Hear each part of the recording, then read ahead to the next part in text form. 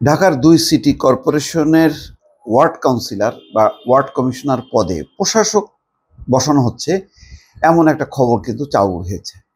আসিফ মাহমুদ সজীব ভুঁইয়া বলছেন যে না, এরকম কোনো উদ্যোগ আয়োজন নেই। কিন্তু আবার কেউ কেউ খুব নিশ্চিত করে বলছেন উত্তরায় মিটিং হয়েছে, লিস্ট হয়েছে এবং সেখানে অনেককে নেওয়া হচ্ছে, অনেক দলের থেকেও নেওয়া হচ্ছে, কিন্তু তারা শেষ পর্যন্ত নাকি ছাত্রদের যে নতুন দল জাতীয় নাগরিক পার্টির হয়ে কাজ করবেন, সেখানে একটা ভিত্তি পাবে, তারাই হবে মূল মানে নতুন দলের সংগঠক। অর্থাৎ সিটির বিভিন্ন অঞ্চলে নাগরিক পার্টির একটি ভিত্তি তৈরির কাজে এই প্রশাসকরা তারা কাজ করবে।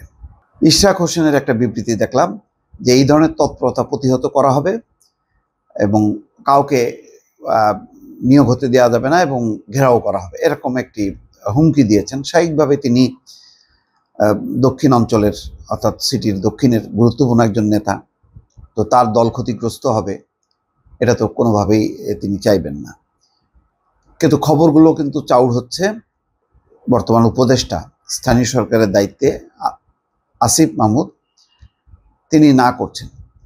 যদিও অনেকে সন্দেহ করেন বা ধারণা করেন যে ছাত্রদের এই দুই উপদেষ্টা নতুন দলের সঙ্গেই কাজ করছেন এবং কিভাবে ওই দলকে সমৃদ্ধ করা যায় তার একটা ভিত্তি দেওয়া যায়, সেজন্য ক্ষমতার অপব্যবহার করছেন বা ক্ষমতাকে কাজে লাগাচ্ছেন। তো আমার প্রশ্ন হলো, আসলে এইভাবে কি ক্ষমতা কাজে লাগিয়ে কোনো দল গড়া যায়? এগুলো তো সবই ফেব্রিকেটেড, মানে কৃত্রিম। যদি একটা আদর্শিক ভিত্তিক দল গঠন করতে হয় তাহলে সেটা তৃণমূল থেকে গড়ে তুলতে হয়। ক্ষমতাকে ব্যবহার করে একটা দল করা, সেই দল কি টিকে থাকে কিনা, যদিও কেউ কেউ বলেন বিএনপি তো ক্ষমতায় থেকে দল করেছে, হ্যাঁ, তখন একটা রাজনৈতিক শূন্যতা ছিল, এখন একটা আদর্শিক ভিত্তি ছিল। বাংলাদেশের যে আওয়ামী লীগের যে ভারত মুখিতা এবং নতজানু অত্যাচার নির্যাতন, তার বিপরীতে একটা জাতীয়তাবাদী ধারার রাজনীতি, ভারত বিরোধী জাতীয়তাবাদী এবং একই সঙ্গে ইসলামী মূল্যবোধের, ধর্মীয় মূল্যবোধের একটা চেতনা, সবকিছুর একটা যে ক্ষেত্র ছিল, যেটা একসময় ভাষায় টুকরো টুকরো অনেকগুলো রাজনৈতিক দল বহন করত, সেটাকে একত্রিত করে জিয়াউর রহমান খুব সাকসেসফুলি এটি সংগঠিত করতে পেরেছে। আবার জাতীয় পার্টিও ক্ষমতায় থেকে দল গঠন করে, তখনও একটা রাজনৈতিক বাস্তবতা ছিল। কিন্তু এখনকার বাস্তবতাটা কি তেমন? সেরকম কোনো বাস্তবতা আছে? যদিও অনেকে বলেন যে গণঅভ্যুত্থানের পরে একটা বাস্তবতা তৈরি হয়েছে, ছাত্রদের নতুন নতুন চিন্তা চেতনা, একেবারে দেশকে পাল্টে দেয়া, উল্টে দেয়া, এরকম একটা পরিস্থিতি নাকি তৈরি হয়েছে, তার উপর ভিত্তি করে এই জাতীয় নাগরিক পার্টি। কিন্তু এখনো আমার মানে সংশয় কাটছে না যে, কেননা এই ধরনের ক্ষমতায় থেকে অনেকগুলো দল গঠনের উদ্যোগ আয়োজন কিন্তু ইতিমধ্যে ধ্বংস হয়েছে। আর এখনকার বাস্তবতায়, মানে যেহেতু মানুষ এখন অনেক সচেতন এবং রাজনৈতিক সেই ভ্যাকুয়ামটা সম্ভবত নেই, না থাকার কারণে নাগরিক পার্টি যদি এখন ওই ওয়ার্ড কাউন্সিলর পদে 129 জন, এবং সেখানে বলা হচ্ছে যে আবার নাকি টাকার লেনদেন, কেউ বলে এক এক কাউন্সিলর মানে প্রশাসক ওয়ার্ড পর্যায়ে 50 লাখ টাকার বিনিময়ে নাকি করা হচ্ছে। এগুলি সবই মানে গুঞ্জন আলোচনা। যেহেতু বিষয়টা সামনে এসছে, সুতরাং তার উত্তরও দিচ্ছেন উপদেষ্টারা, দিচ্ছেন। নতুন দলও নিশ্চয়ই বলবেন যে না, আমরা এসব তৎপরতার মধ্যে নেই। কিন্তু খবর কিন্তু চলে আসছে, যেমন বলা হচ্ছে রাজধানীর 2 সিটি কর্পোরেশনের 129 ওয়ার্ডের কাউন্সিলর পদে সরকারের মাধ্যমে প্রশাসক নিয়োগে তৎপরতা চালাচ্ছে নবগঠিত জাতীয় নাগরিক পার্টি। দলটির সঙ্গে সংশ্লিষ্ট একটি সংগঠনের মাধ্যমে সম্ভাব্য প্রশাসকদের তালিকাও তৈরি করেছেন তারা।